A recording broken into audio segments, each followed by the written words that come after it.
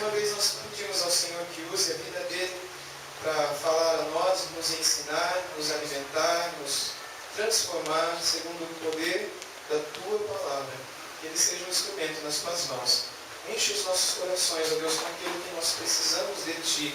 Não com aquilo que queremos ouvir, mas com aquilo que precisamos. Nós nos entregamos como filhos e filhas e esperamos Te ouvir, Senhor. Em nome de Jesus nós clamamos isso. Amém.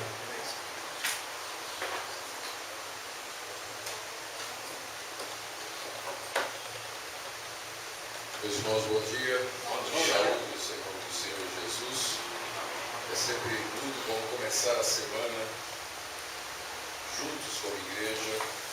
Para o mundo, domingo ainda é fim de semana. Para nós é o primeiro dia da semana. A semana começa hoje. Nós estamos começando aos pés do Senhor, cantando louvores, ouvindo a Sua palavra, tendo comunhão uns com os outros. Aos que não estiveram aqui ontem à noite, bem-vindos a esta série. Nós estamos fazendo exposição de 1 Coríntios, capítulos de 1 a 4, acerca do tema da unidade cristã. E vou repetir brevemente o que foi dito ontem à noite, por amor daqueles que não puderam estar aqui. Nós começamos fazendo uma breve exposição do que é a carta aos Coríntios.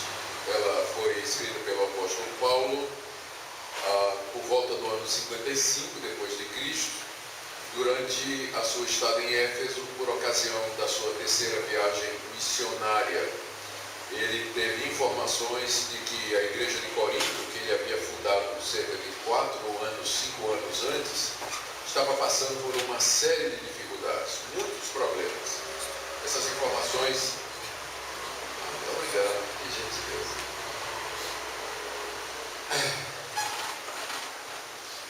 Obrigado, pastor. Fiquei mais animado. Eu estava pensando em falar 1 hora, agora sinto que posso falar 2. Se você não deixou o almoço sendo preparado, lamento. Lendo essa carta de Paulo, a gente percebe que ele está tratando dos seguintes problemas. Havia problemas de divisão na igreja, capítulos de 1 a 4. Havia problemas disciplinares relativos à ordem moral da igreja, problemas estes que não estavam sendo resolvidos, capítulos de 5 a 6. A igreja tem dúvidas a respeito do casamento, sexo, novo casamento, celibato, divórcio. Paulo responde isso no capítulo 7. Há questões acerca dos limites da liberdade cristã, relativa a você comer carne sacrificada aos ídolos. Paulo trata disso nos capítulos 8, 9 e 10. E depois ele entra em questões afetas ao culto, como, por exemplo, a participação das mulheres, a participação na ceia do Senhor, o uso dos dons espirituais. Todos estes eram problemas que faziam com que a igreja de Corinto fosse uma das igrejas mais difíceis com as quais Paulo teve que lidar durante o tempo da sua vida. E para terminar, tinha ainda um grupo na igreja que questionava a ressurreição dos mortos e, por tabela, a própria ressurreição de Cristo. E Paulo então teve que tratar dessa heresia no capítulo 15. Ou seja, era de fato uma igreja extremamente problemática, era uma igreja difícil. Nós vimos que, apesar de tudo, Paulo trata a igreja como sendo uma igreja cristã. Ele tem uma abordagem pastoral didática para com esses problemas. Ele procura resolver as questões práticas com a aplicação de princípios bíblicos que formam a base da sua exortação. Por isso que é uma carta longa. E é por isso que em assuntos que parecem pequenos, ele gasta às vezes 3 capítulos, ou 4, como é o caso do tema em tela, a questão das divisões, exatamente porque ele quer dizer, ou quer dar a razão pela qual aquelas divisões não deveriam acontecer na igreja. Ele não consegue separar a teologia do pastorado. Ele não somente era pastor, mas era mestre. E não somente era mestre, também era pastor.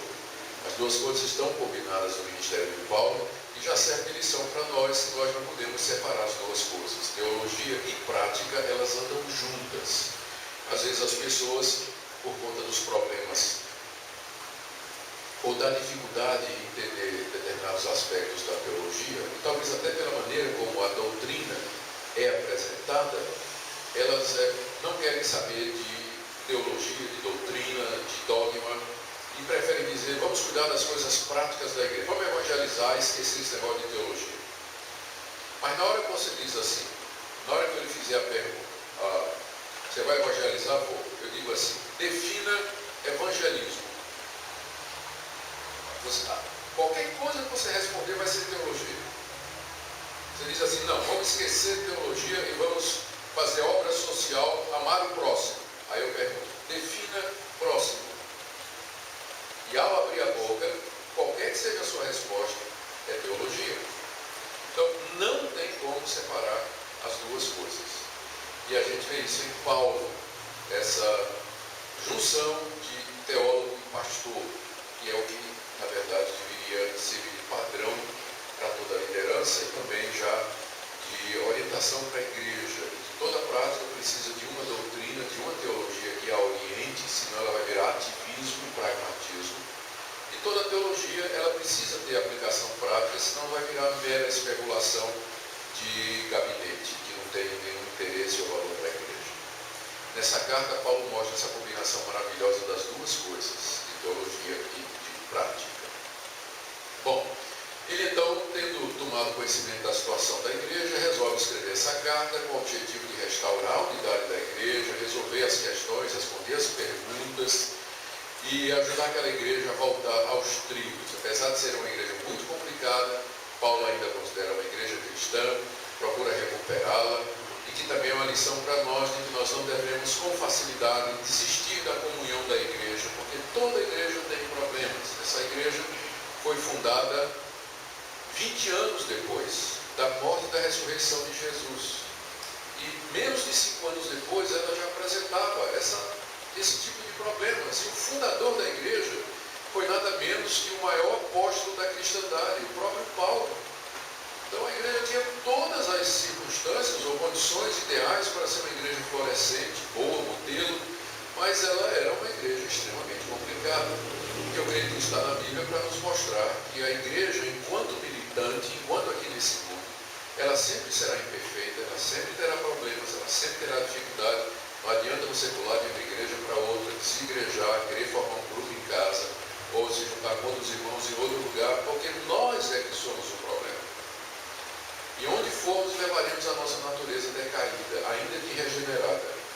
E ela sempre haverá de se manifestar. Então o que a gente tem que fazer é enfrentar os problemas à luz dos princípios bíblicos, procurar resolvê-los, manter a unidade da igreja, a união, a comunhão e prosseguir até o dia da vinda do Senhor Jesus.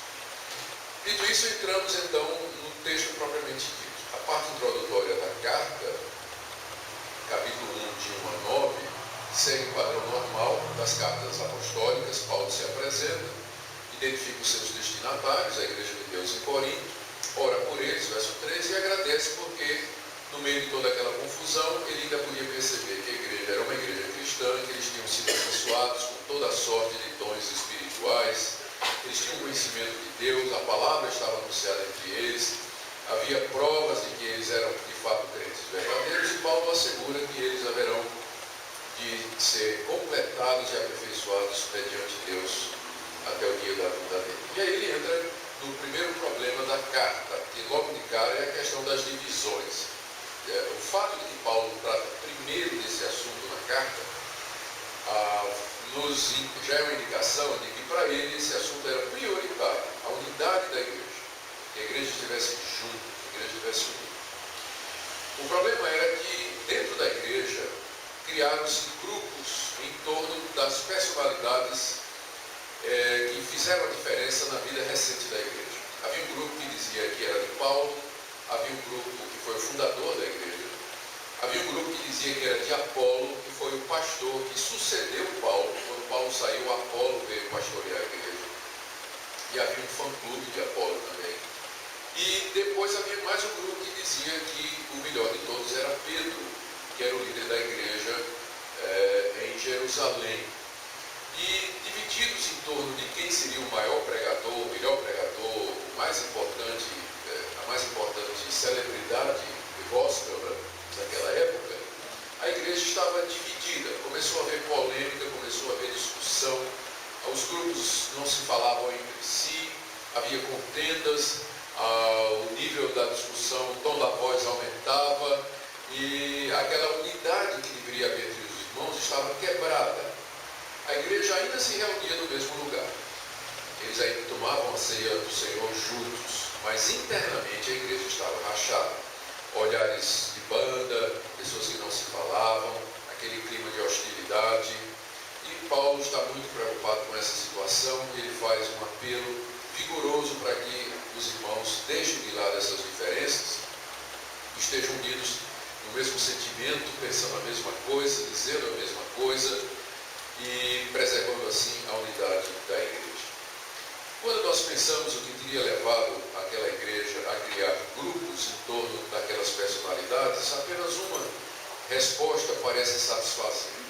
Quando consideramos o contexto da igreja, a igreja era em Corinto. Corinto era uma das cidades sede das escolas de filosofia, só perdia para Atenas. Em terceiro lugar vinha Tarso, que foi a cidade onde Paulo foi educado, por sinal.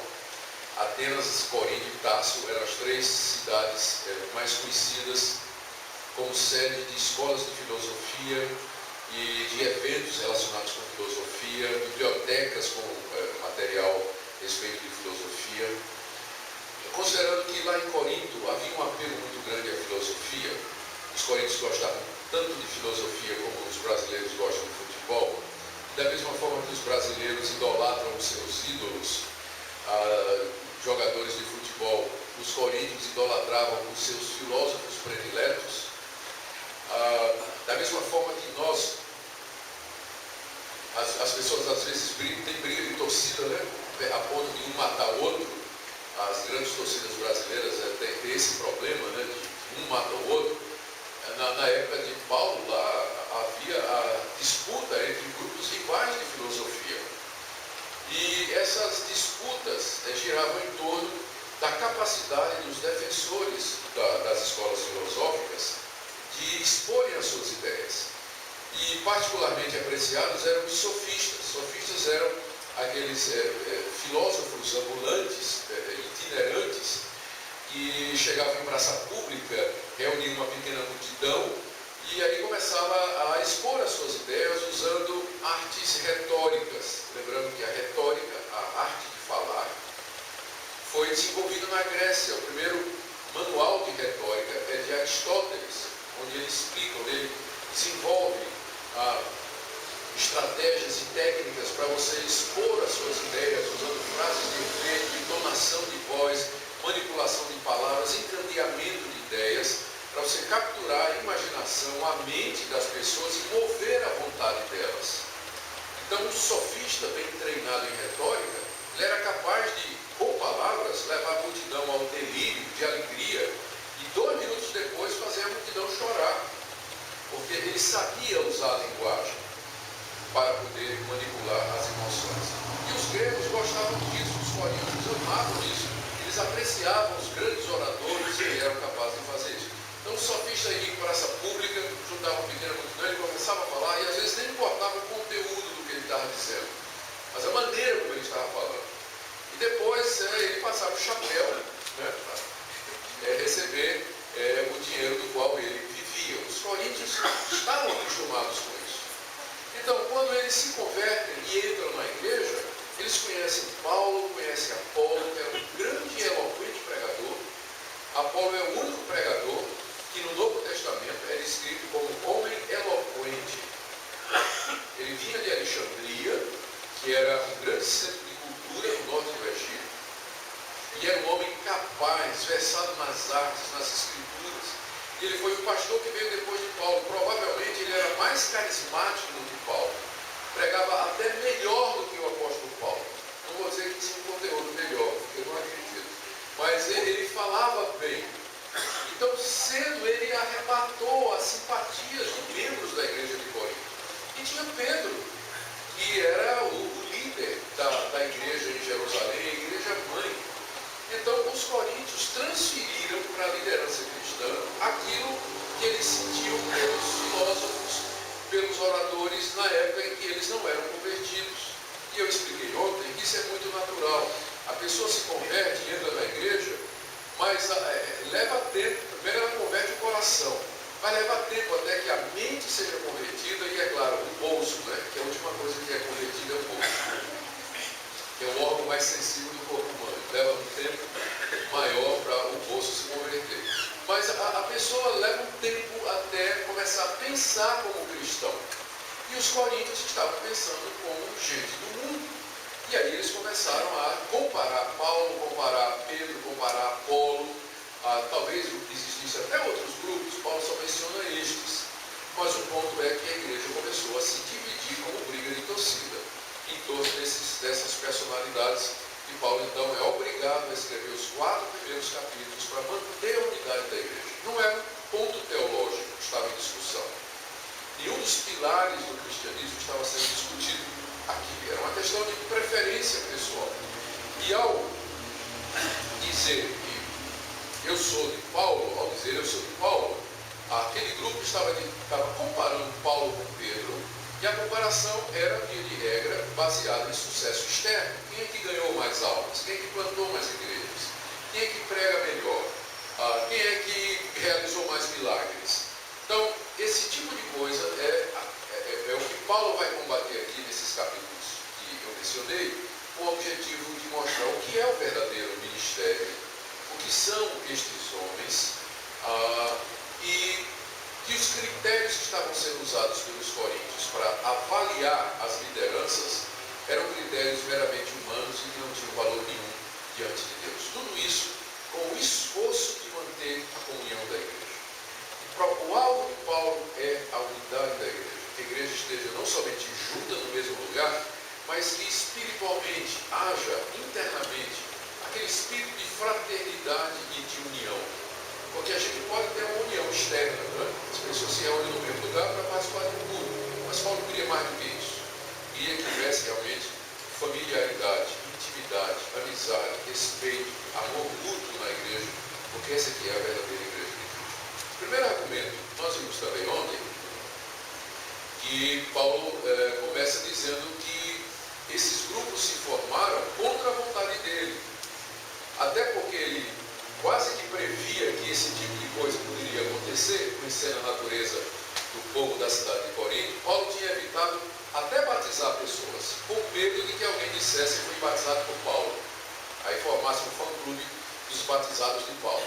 Então Paulo nem lembrava direito quem ele tinha batizado, porque ele provavelmente deixava Silas, Timóteo e outros ajudadores, Tito, fazerem os batismos. Raramente ele batizava, exatamente para não estabelecer um vínculo pessoal entre ele e o novo convertido, porque isso poderia levar o novo convertido a idolatrar o pastor, ou fazer do pastor um herói, coisa que Paulo aborrecia. Ele não queria esse tipo de coisa absolutamente. Então, depois de explicar isso, ele faz isso aí nos versos de 13 a 17, que ele não batizou ninguém que foi enviado para pregar a cruz de Cristo, ele entra na primeira argumentação teológica, que tem como objetivo derrubar o critério pelo qual os coríntios estavam avaliando os pregadores e comparando. Ele faz um contraste entre a sabedoria de Deus e a sabedoria do mundo. E ele diz que a sabedoria de Deus consiste na mensagem da cruz, que o mundo é loucura. E que ao exaltar o homem, os coríntios estavam usando de raciocínio e julgamento humanos, esquecendo que na cruz do Calvário, Deus já pôs um veredito à autonomia humana, pregando um de nós na cruz.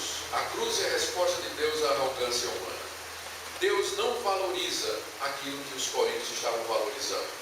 A capacidade, o mérito, a autonomia, a arrogância, o homem que se destaca pelos seus talentos e pelos seus dons. Não é esse o caminho de Deus. O caminho de Deus, ao contrário, é uma coisa muito humilde e humilhante. Um homem pendurado numa cruz.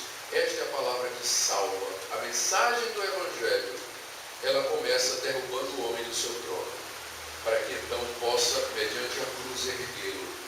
E é o que Paulo faz aí do verso 18 até o verso 25, terminando com estas palavras no verso 24. Para os que foram chamados, tanto judeus como gregos, pregamos a Cristo, poder de Deus e sabedoria de Deus.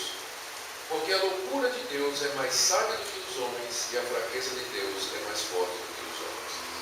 O próximo argumento de Paulo é, que nós vamos começar agora mesmo, de verdade, é um argumento que está aí do verso 26 até o verso 29, que nós chamamos um argumento ad hominem. Ou seja, Paulo se volta para os coríntios e demonstra o ponto dele a partir da própria experiência dos coríntios. Eu vou ler.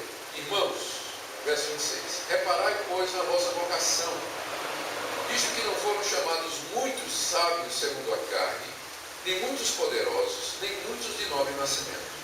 Pelo contrário, Deus escolheu as coisas loucas do mundo para envergonhar os sábios, e escolheu as coisas fracas do mundo para envergonhar as fortes. E Deus escolheu as coisas humildes do mundo, e as desprezadas, e aquelas que não são, para reduzir a nada as que são, a fim de que ninguém se vanglorie na presença de Deus. Que o nosso apóstolo faz o seguinte: ele se volta para a igreja e diz assim: dá uma olhada aí na comunidade.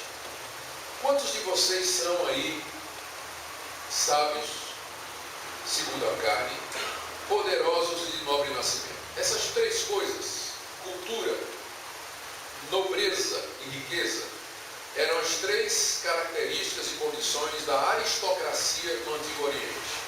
Para uma pessoa ser considerada da elite, da aristocracia, ela tinha que ter nobre nascimento, ela tinha que ser culta, de acordo com a cultura da época, e ela tinha que ser rica. Então, é esse tipo de coisa que os coríntios valorizavam. Eles enchiam os olhos com esse tipo de coisa. E era esse o critério que eles usavam para fazer as comparações e ver quem era o mais importante dos pregadores. E estavam discutindo entre si. Aí Paulo faz a seguinte pergunta: olha para vocês. Quem de vocês é de nobre nascimento? Quem de vocês tem a cultura desse mundo e é rico? E a resposta seria: quase ninguém aqui, Paulo.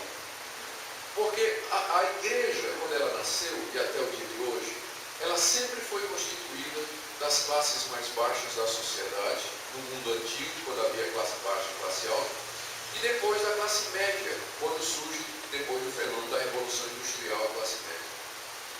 Poucos são, até o dia de hoje, da nobreza, da riqueza e da extrema cultura, que fazem parte da Igreja de Cristo.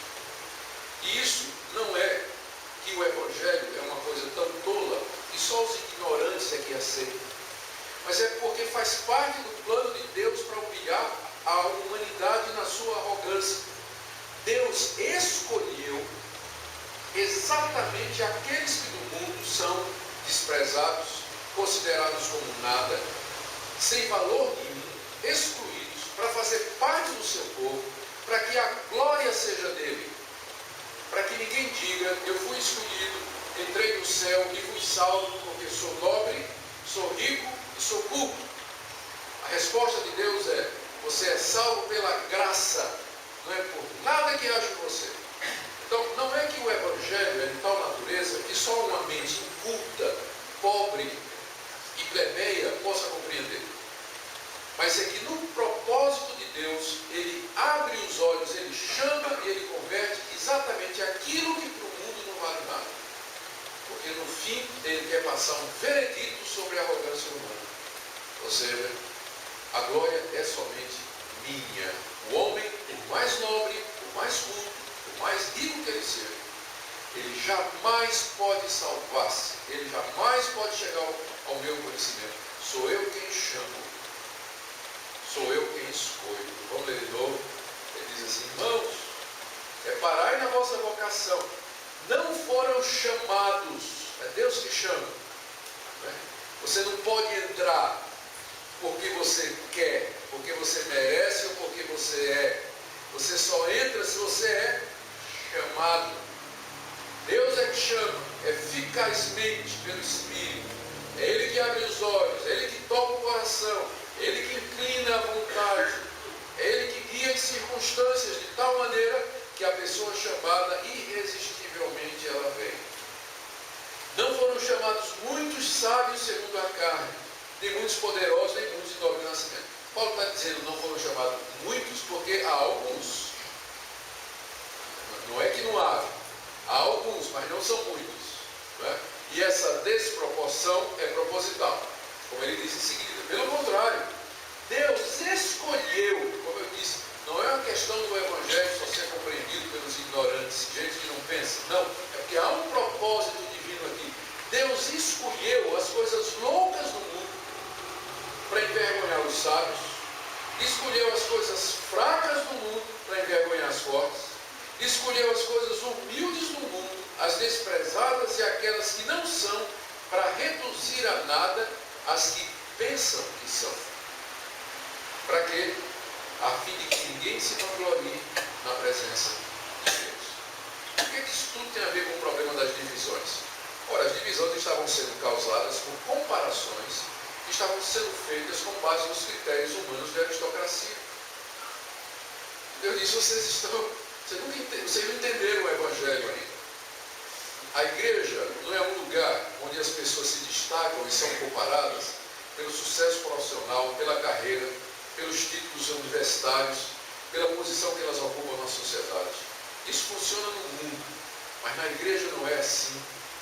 Na igreja somos todos iguais, a cruz nivela a todos, por isso você não tem que comparar A, B ou C, e nem exaltar o homem, porque no plano de Deus, no propósito eterno dele, com o fim de ele somente receber a glória, ele chamou para o seu povo exatamente aquilo que o mundo considera coisas loucas, fracas, vergonhosas, humildes, desprezadas e que não são. E assim é o povo de Deus através da história. Tem sido, né?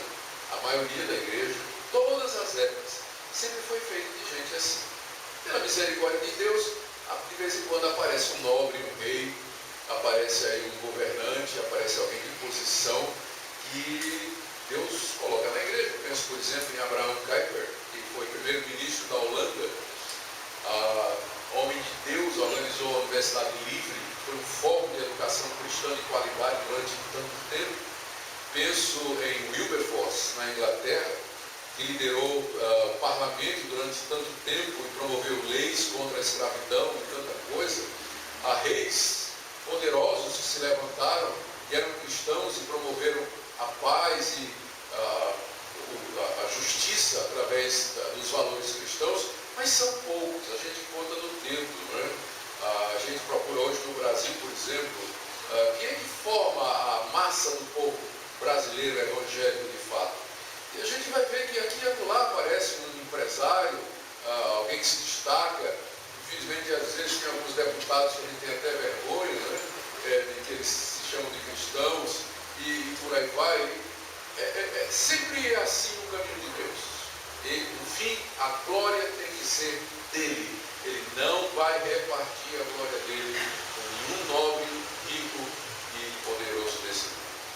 Então, Paulo, o que ele está fazendo, voltando aqui a pertinência do assunto, é tirando a base do julgamento que os coríntios estavam fazendo para comparar os pregadores e se dividirem entre si sobre quem era o mais importante ou o maior. Paulo está dizendo que está tudo errado desde a base. Por isso que, em vez de dizer simplesmente pare com a divisão, Paulo vai a fundo teologicamente. Ele está usando teologia para acabar com o problema das divisões. O próximo, ele termina essa parte aí, dizendo no verso 30 e 31 o seguinte: mas vós sois dele em Cristo Jesus, o qual se nos tornou da parte de Deus sabedoria, justiça, santificação e redenção, para que, como está escrito, aquele que se gloria, glorie-se no Senhor. Não se glorie em Paulo, não se glorie em Pedro, não se glorie em Apolo. Se você vai se gloriar, glorie-se no Senhor Jesus, porque é Ele que Deus nos deu para ser a nossa sabedoria, a nossa justiça e a nossa santificação. Se você quer se gloriar, não se glorie na liderança humana, mas naquele que é tudo para nós e através de quem nós temos a redenção. O próximo ponto do apóstolo Paulo, aqui tem uma conclusão do capítulo 1, são estas: a espiritualidade de uma igreja não se pode medir pela manifestação de dons espirituais somente. Isso aqui eu mencionei porque ontem eu tinha dito que a igreja de Corinto era uma igreja que tinha muitos dons espirituais, particularmente línguas, profecias e milagres e curas, mas ao mesmo tempo era uma igreja extremamente imatura e mundana. Então você veja como uma igreja mundana, ela pode ainda assim ter a manifestação de dons espirituais, porque não há uma relação direta entre o carisma, o dom espiritual, e a santidade e a maturidade. Por isso você não pode medir um pelo outro. Uma pessoa que aparenta, vamos supor, se alguém chega dizendo que fez milagres, ressuscitou mortos, fala em línguas, tem visões e revelações, isso não quer dizer que aquela pessoa é uma pessoa madura, que é uma pessoa espiritual e que é uma pessoa que anda com Deus. Porque estas manifestações, elas não estão necessariamente ligadas ao crescimento espiritual, à maturidade e à espiritualidade. Como a igreja de Corinto é um exemplo mais claro disso. Não é? Para não dizer, Mateus 7, quando Jesus disse que naquele dia muitos dirão: Senhor, no teu nome, expelimos demônios, fizemos.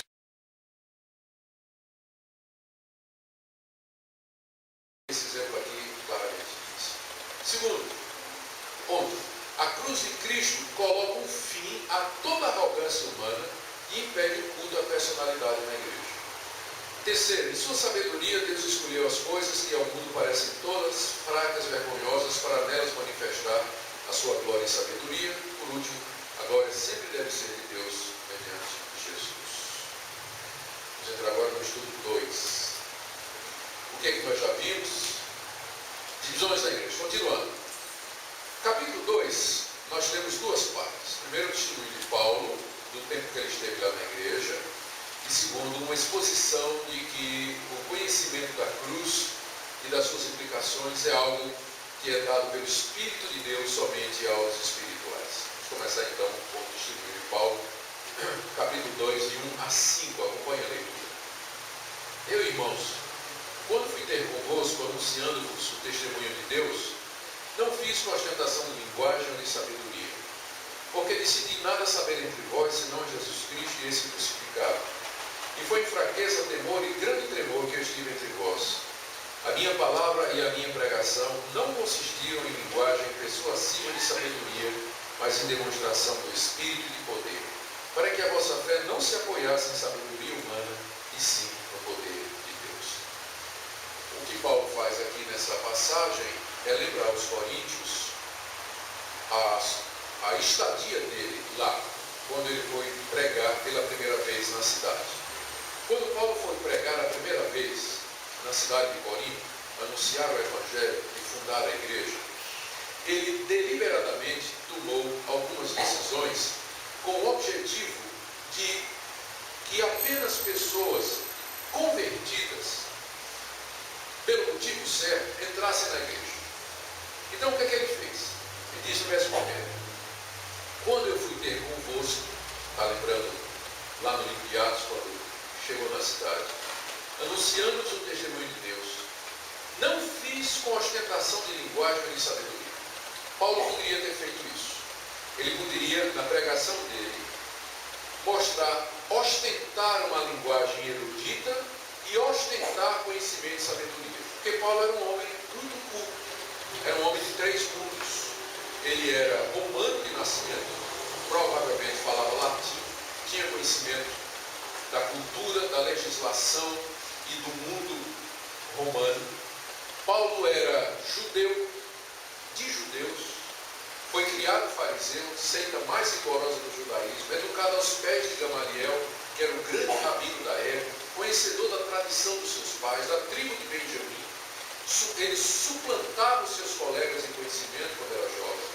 E Paulo era grego, foi criado na cidade de Tarso, que era a terceira cidade mais importante em termos de cultura. Paulo demonstra conhecimento dos filósofos, dos poetas, ele fala em 3 línguas, ele argumenta em hebraico, fala em grego, fala em aramaico, conhece latim. Ele era capaz de ir para sinagogas e praça pública, disputar com filósofos a respeito de questões existenciais. sociais, como ele faz em Atos 19.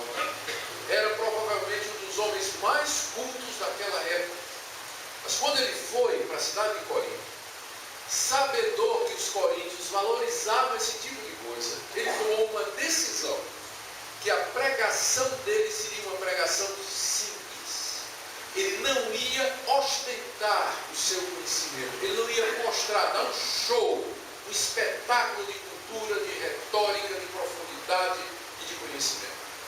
Ele resolveu que a pregação dele seria simples. Eu vou falar de maneira simples, clara e direta. Foi a primeira decisão dele. Segunda decisão, ele diz aí no verso 2: decidi nada saber entre vós, senão a Jesus Cristo e esse crucificado. A primeira decisão foi com relação ao estilo. A segunda decisão foi com relação ao conteúdo. O que é que eu vou pregar? Eu vou pregar somente a Cristo. Não vou pregar mais nada. Vou pregar Cristo como Filho de Deus, Salvador do mundo, um mundo que precisa de salvação, um mundo perdido. E vou pregar que esse Cristo morreu numa cruz e essa é a sabedoria de Deus para salvar os pecadores.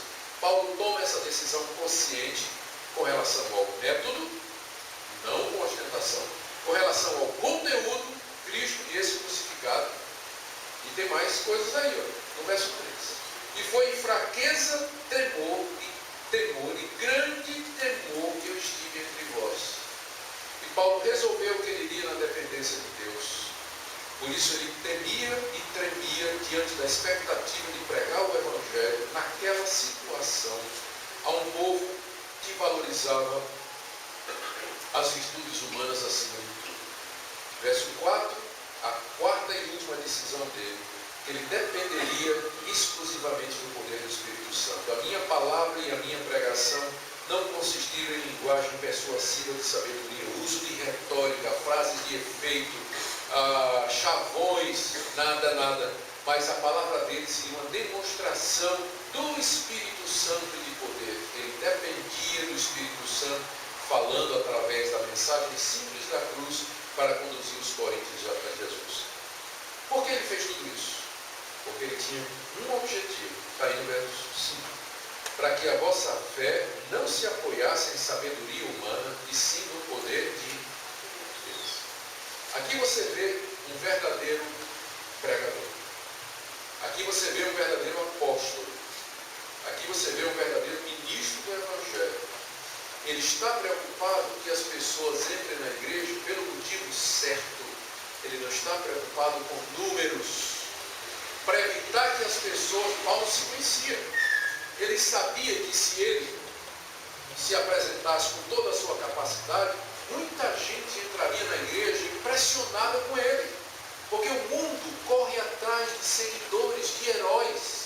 E Paulo não queria que se formasse uma igreja em torno do nome dele. Ele não queria que as pessoas fossem para a igreja admiradas com ele. Ele não queria que a fé das pessoas se apoiasse em poder humano, mas sim no poder de Deus.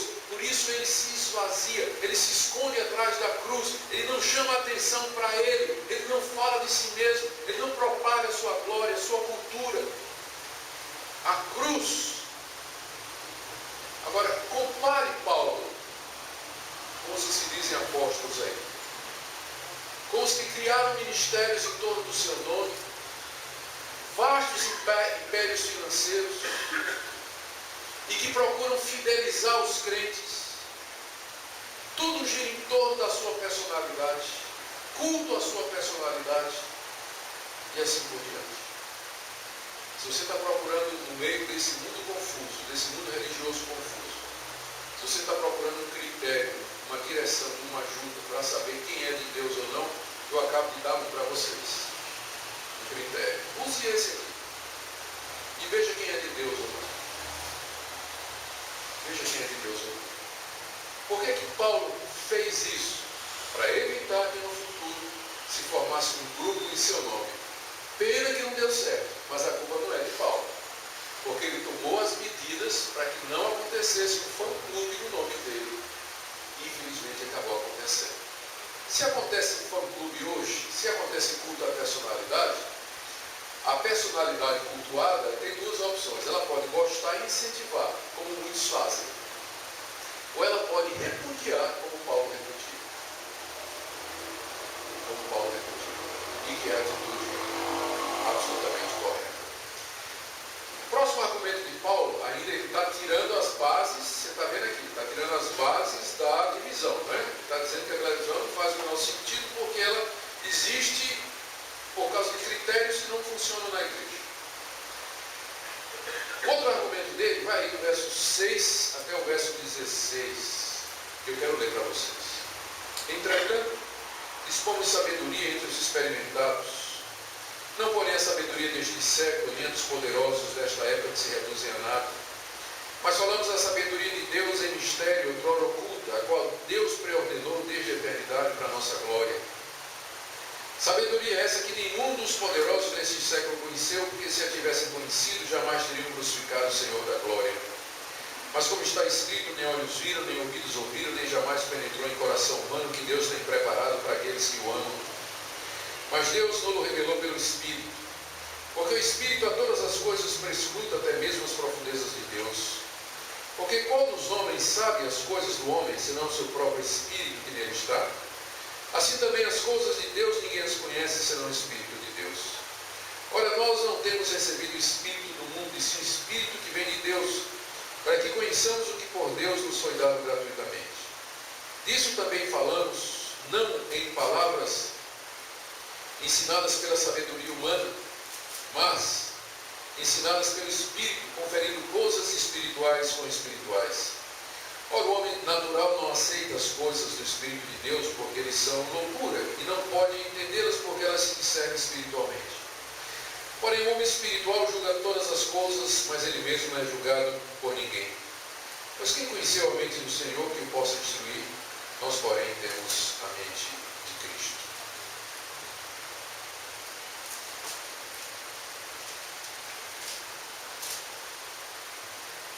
Essa passagem é um pouco longa, mas a argumentação dela é muito simples. O que Paulo está dizendo aqui é que esse entendimento a respeito do plano de Deus, de salvar o mundo mediante a morte de seu Filho Jesus na cruz, esse plano, ele é a revelação ou a expressão máxima da sabedoria de Deus. Todavia, isso não é uma coisa que se possa compreender naturalmente. É preciso que Deus abra os olhos, ou para usar a expressão de Paulo, que Deus revele isso às pessoas, para que elas possam discernir na cruz a sabedoria salvadora de Deus. Só pelo Espírito Santo é que uma pessoa pode entender a cruz e aceitar a cruz como sendo o caminho de Deus da salvação. Veja como Paulo argumenta isso. No verso 6, ele diz que ele tem uma sabedoria para falar. Porque nos versos anteriores ele disse que ele resolveu não falar em sabedoria. Não é que ele não tenha sabedoria para dar. Só que a sabedoria que ele tem para dar, só quem pode compreender, ele diz aqui, são os experimentados. Experimentados no grego, teleioi, perfeitos ou aperfeiçoados. Ele está se referindo a crentes maduros, crentes que já progrediram na vida cristã e que agora compreendem as implicações da cruz para todas as coisas, inclusive no que diz respeito ao julgamento de líderes. Então Paulo tem muita coisa para dizer, mas não podia dizer aos coríntios, porque eles eram crianças em Cristo. Estava evidentemente demonstrado por causa das divisões em torno dessa situação ridícula. Ele tem sabedoria para falar, mas ele só pode dizer isso aos experimentados. E essa sabedoria, ele diz ainda no verso 6, não é a sabedoria do mundo, não é a cultura do mundo, porque está sendo reduzida a nada. Que sabedoria é essa? Verso 7, ele diz, é a sabedoria de Deus em mistério. Nosso Deus tem uma sabedoria, mas ela é misteriosa, ela é secreta, ela é oculta, ela é velada. Sabedoria, ele diz aí no verso 7, outrora oculta. O outrora aqui nos reporta ao tempo do Antigo Testamento, onde a sabedoria de Deus, que é a cruz, estava presente, mas oculta, velada, simbolizada, significada por ritos, instituições, figuras. Estava lá. A qual sabedoria que Deus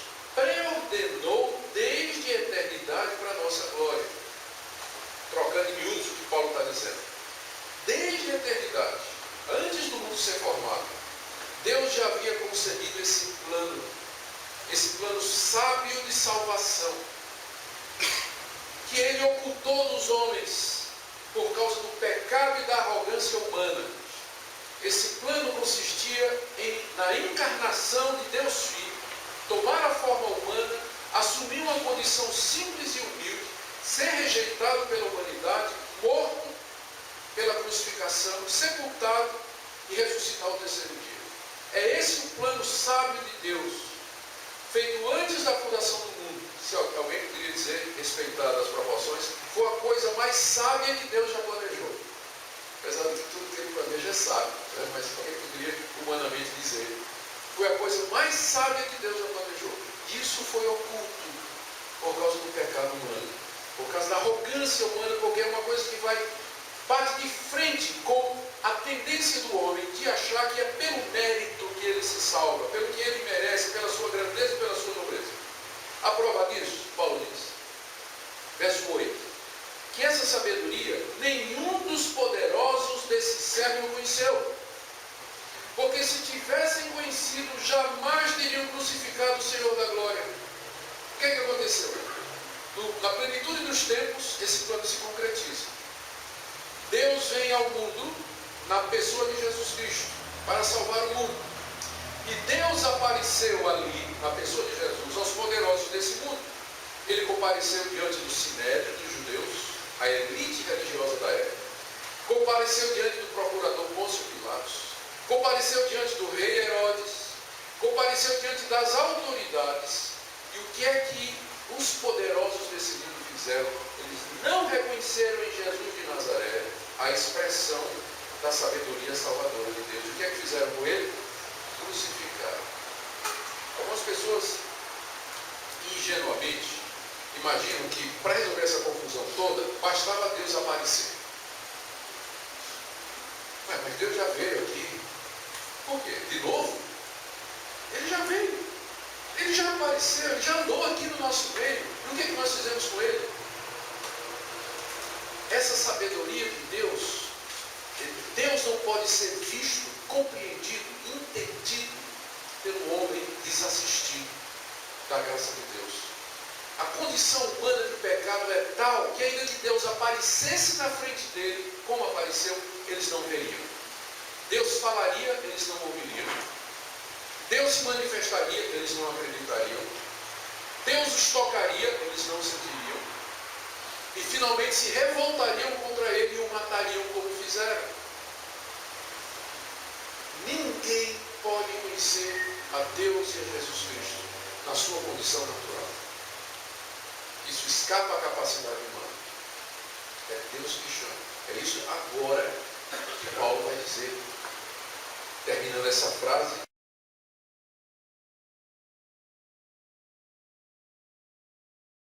Porque a igreja de Corinto pensava que era uma igreja espiritual, porque ela tinha dons, falava em línguas, tinha profecia, tinha visões, tinha milagres. Eles pensavam que era uma igreja espiritual.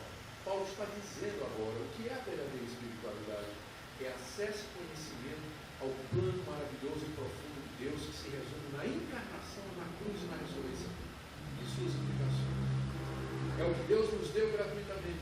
Isso é feito pelo Espírito. E estas coisas, ele diz no verso 13, isso falamos, esses mistérios de Deus, não em palavras ensinadas pela sabedoria humana, filosofia, cultura, arte, ciência. A ciência tem o seu lugar e ela é importante, mas ela não pode nos trazer esse tipo de conhecimento. Ela não pode. Ela pode dizer como é que o mundo funciona e explicar, mas ela não pode entrar. A ciência não entra nessas coisas, ela não foge ao escopo humano isso. A gente só sabe disso por revelação. Falamos destas coisas em palavras ensinadas não pela sabedoria humana, mas ensinadas pelo Espírito, conferindo ou comparando coisas espirituais com espirituais. Essa expressão aqui, ela está sujeita a muitas interpretações, mas boa parte dos intérpretes acham que Paulo está dizendo aqui, comparando aquilo que Deus já disse antes com o que ele está dizendo agora. As palavras do Antigo Testamento com a revelação atual através dos apóstolos. Fazendo essa comparação é que nós podemos entender a profundidade do Evangelho, que outrora estava oculto e agora foi revelado. Veja a declaração do verso 14. Ora, o homem natural, ou seja, o homem como ele nasce, no seu estado natural, não aceita as coisas do Espírito de Deus, porque eles são loucura e não pode entendê-las porque elas se discernem espiritualmente. O homem como vem ao mundo, ele não sem o Espírito de Deus, ninguém nasce com o Espírito de Deus. O Espírito de Deus é concedido na conversão. O homem como vem ao mundo, sem o Espírito de Deus, ele não aceita. A palavra aceitar aqui no grego significa receber, das boas-vindas. Ele não acolhe gozosamente, alegremente as coisas de Deus. Ele pode ouvir, ele pode ter até uma compreensão intelectual, mas ele não acolhe no coração, voluntariamente, as coisas do Espírito de Deus, porque no fundo do coração ele acha que estas coisas são loucura. Um homem pendurado numa cruz, ressurreição de morto. Quem já viu morto ressuscitar? Um homem que anda sobre águas, multiplica pão, transforma água em vinho, um mar que se abre, pão que cai do céu, 40 anos. Isso é mito, isso é lenda, isso é invenção, isso é crendice. E não adianta você discutir com ele.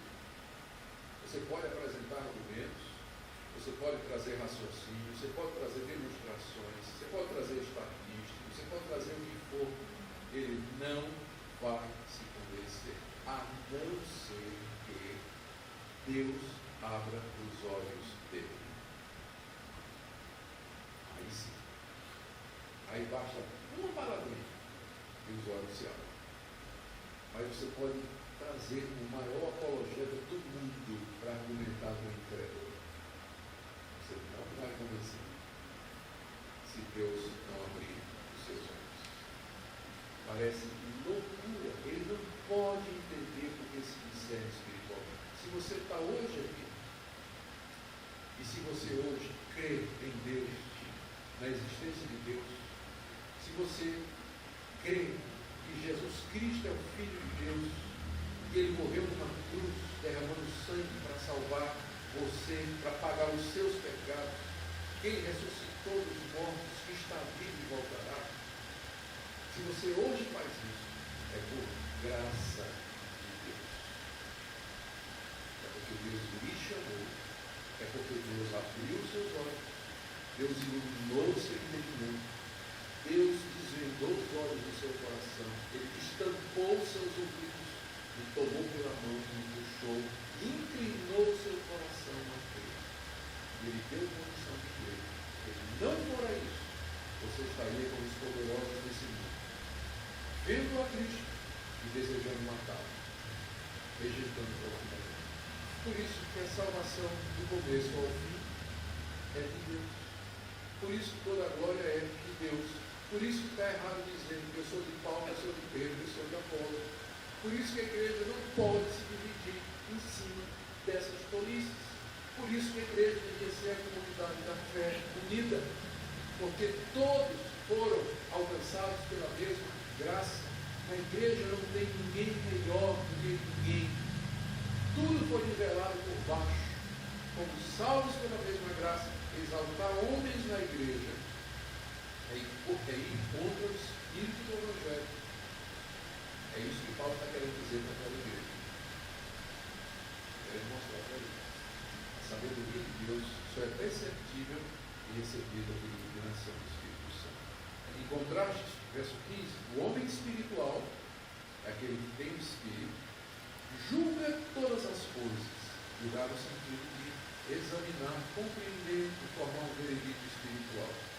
Mas ele mesmo não é julgado por ninguém, porque ele se move no plano espiritual.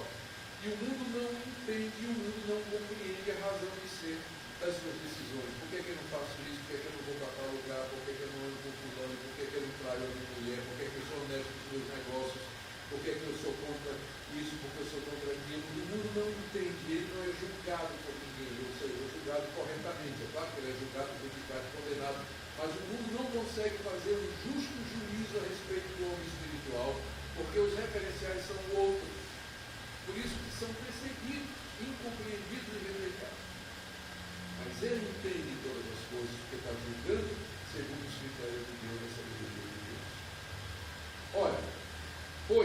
Está aqui a razão, né? Quem conheceu a mente do Senhor que o possa instruir? Quem conheceu a mente de Deus, os planos de Deus? Somente aquele que tem o Espírito de Deus, como ele diz assim no verso 16 final. Nós, porém, temos a mente de Cristo. Você já pensou nisso? Já pensou nessa declaração aqui? Paulo está dizendo que todo crente verdadeiro, ele tem a mente de Cristo, ou seja, ele olha para as coisas como Cristo olhava. Ele percebia as coisas ele percebe as coisas como Cristo percebia. Ele julga as coisas de acordo com os valores de Cristo. Ter a mente de Cristo.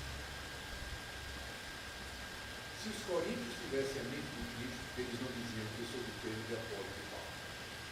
Se nós tivéssemos a mente de Cristo, nós não nos dividiríamos tanta bobagem que tem na igreja. Não exaltaríamos o homem.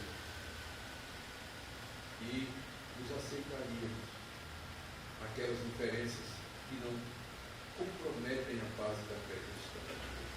Terminando aqui, Paulo agora desfere um golpe bem na testa, né?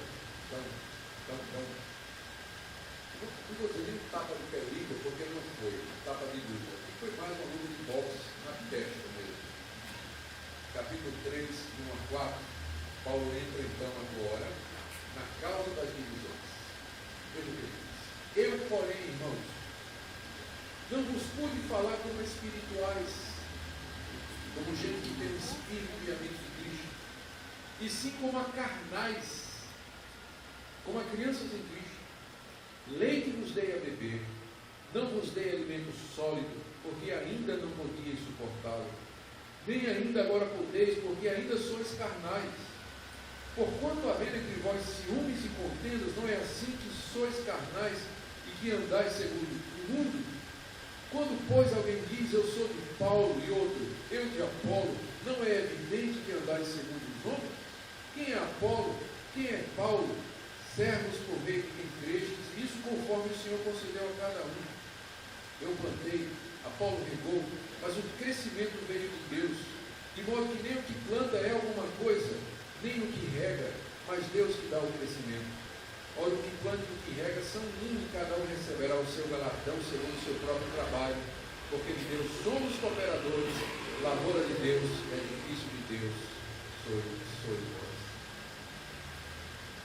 Verso 1. Irmãos, eu não pude falar a vocês como espirituais, mas como a carnais, como a crianças de Deus.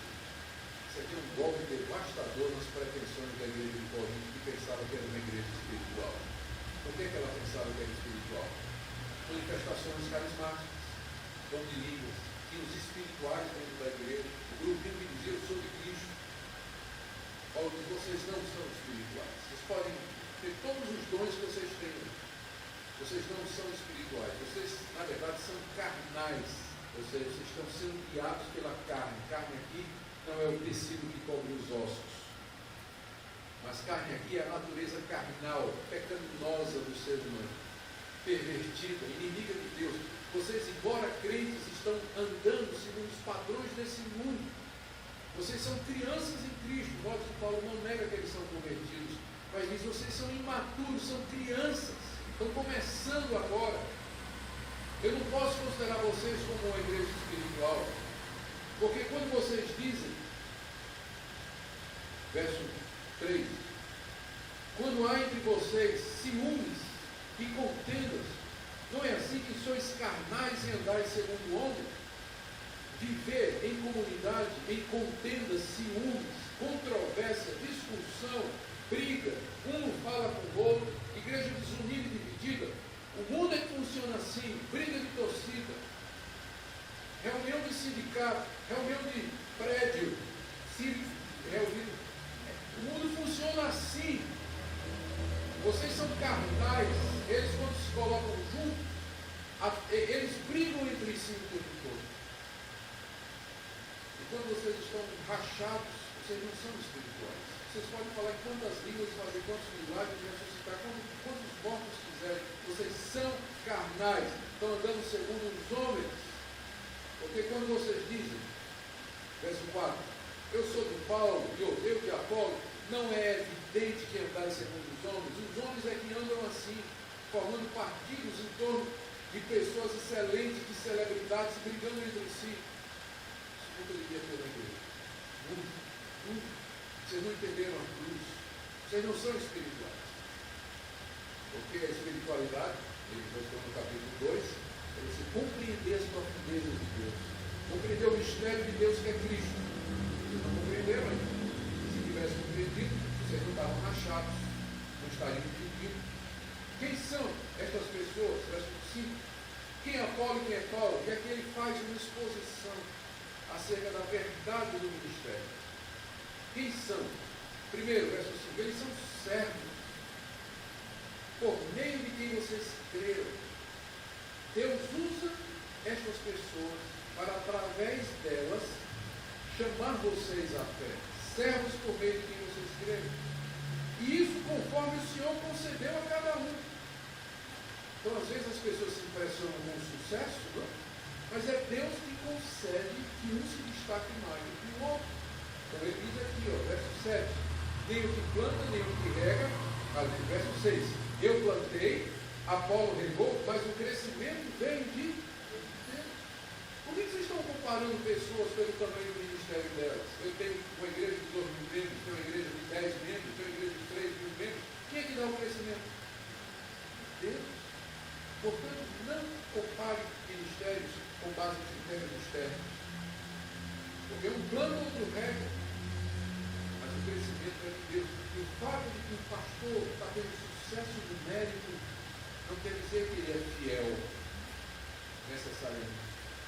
Porque Deus, na sua sabedoria, para confundir a glória humana, às vezes permite que um pastor infiel em determinadas áreas veja sucesso e crescimento através da sua pregação.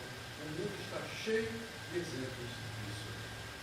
De pessoas, de pastores que construíram igrejas grandes, numerosas, pregadores fiel, e de repente veio à tona que era um adúltero, que estava roubando a igreja e estava metido em negócios escusos.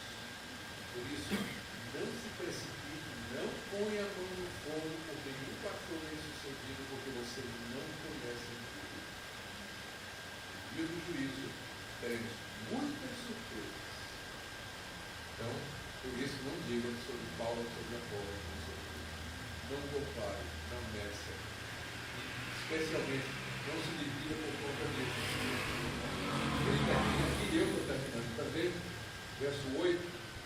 O que planta e o que rega são um, ou seja, estão unidos no mesmo propósito, e cada um receberá o seu galardão segundo o seu próprio trabalho, porque em Deus somos cooperadores, lavoura de Deus, edifício de Deus somos nós. Quem é Paulo, quem é Apolo, quem é Pedro? Servos da igreja, servos de vocês, cooperadores de Deus no trabalho. Um dia Deus nos dará o galardão. Se algum sucesso tivermos aqui, é Deus que dá o crescimento.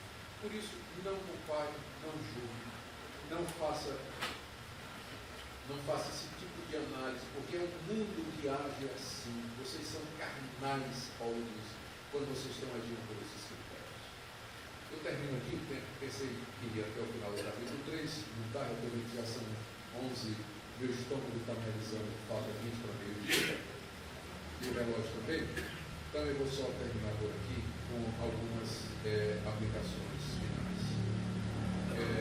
Meus irmãos, eu creio que esses capítulos, eles são os capítulos mais importantes hoje, quando a gente trata da questão da liderança e do surgimento de ministérios isolados, centrados na personalidade de figuras carismáticas do meio evangélico. Muita gente se coloca debaixo da orientação e da administração de homens assim, que estão buscando a sua própria glória, querem promover o seu império. Não existe neles, obviamente, abnegação. Eles gostam do estrelismo, gostam da popularidade, promovem e estimulam esse tipo de coisa. Pouco falam da cruz, Raramente você ouve no ministério desses homens uma exposição da cruz de Cristo e do caminho de Deus da salvação. Muita coisa é centrada no desenvolvimento do trabalho deles, prosperidade, batalha espiritual, ideias de mercado, solução para problemas imediatos.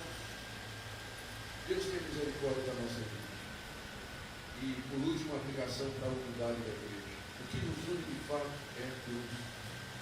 E é na igreja onde nós não deveríamos nos exaltar uns sobre os outros, mas nos tratar todos como irmãos. É isso que vai dar a unidade da igreja. E é isso que vai criar um ambiente em que nós podemos trabalhar as nossas diferenças. Porque sempre vai ter diferença. Mas no ambiente onde todos se entendem como salvos pela graça, pela mesma cruz, você pode conversar as diferenças. Vocês podem se entender e chegar a uma solução sem que haja gritaria, discórdia, contenda e divisão. No fundo, o problema não é teológico, mas é um problema espiritual. Carnalidade. É isso que está por trás praticamente de todas as decisões cristãs.